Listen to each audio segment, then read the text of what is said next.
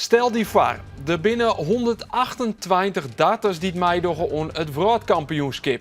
Daarbij zitten 2 Friezen, Danny Noppert en Jurjen van der Velde.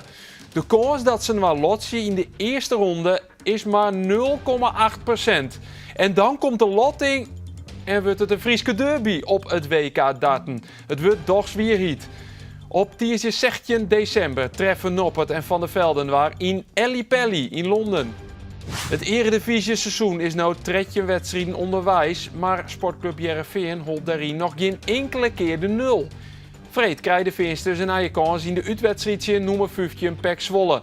Al had trainer Robin Veldman hem net zat dwanden met het houden van de 0.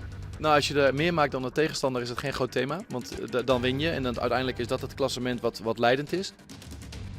Ze dwarren het bij Cambuur nou lang om let uit te spreken. De doelstelling wordt aanpast naar streekrechte promotie naar de Eredivisie. De Leeuwarden staan het tweede en de voorsprong op directe concurrent Roda JC is al 10 punten. En dus wordt de doelstelling bijsteld, vertelt trainer Henk de Jong. Ik kan nog net meer zeggen, we gaan voor plek 4 of 5. We zijn een hoop punten voor. Ja, dat mag we zien of dat ze horen, maar het is week voor week. Maar als je nooit riek rekenen, als je riek rekent, dan verliest.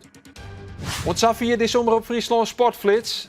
Je praten we in de sportcast naar over PEC Zwolle Heerenveen en Cambuur Helmond Sport. Graag, om te volgen in de flits.